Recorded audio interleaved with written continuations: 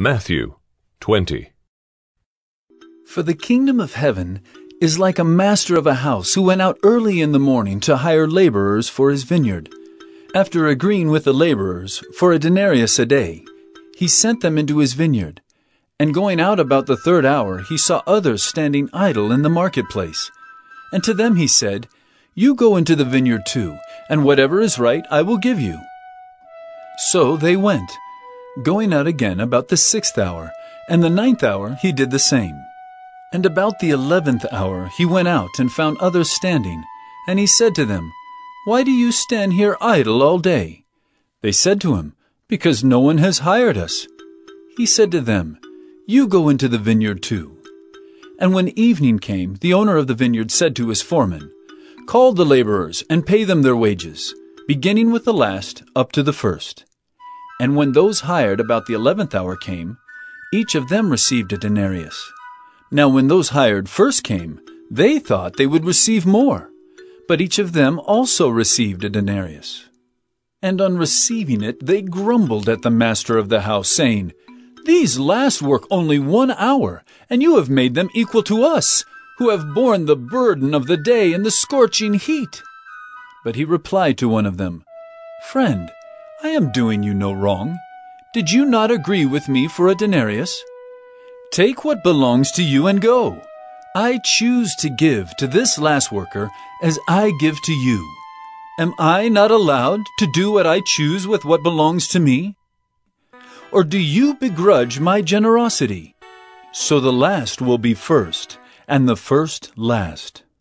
And as Jesus was going up to Jerusalem, he took the 12 disciples aside, and on the way he said to them, "See, we are going up to Jerusalem, and the Son of Man will be delivered over to the chief priests and scribes, and they will condemn him to death, and deliver him over to the Gentiles to be mocked and flogged and crucified. And he will be raised on the 3rd day." Then the mother of the sons of Zebedee came up to him with her sons, and kneeling before him, she asked him for something.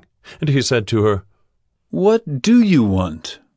She said to him, "Say that these 2 sons of mine are to sit, one at your right hand and one at your left, in your kingdom." Jesus answered, "You do not know what you are asking. Are you able to drink the cup that I am to drink?" They said to him, "We are able." He said to them, "You will drink my cup, but to sit at my right hand and at my left is not mine to grant, but it is for those for whom it has been prepared by my Father." And when the 10 heard it, they were indignant at the 2 brothers.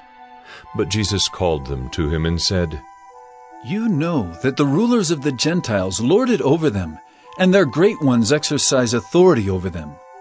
It shall not be so among you, but whoever would be great among you must be your servant, and whoever would be first among you must be your slave.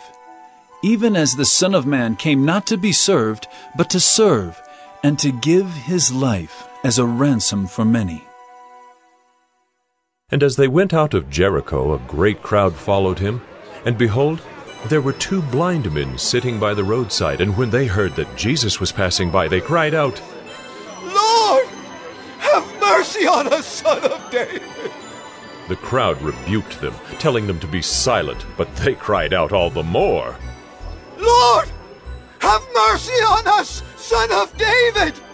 And stopping, Jesus called them and said, "What do you want me to do for you?"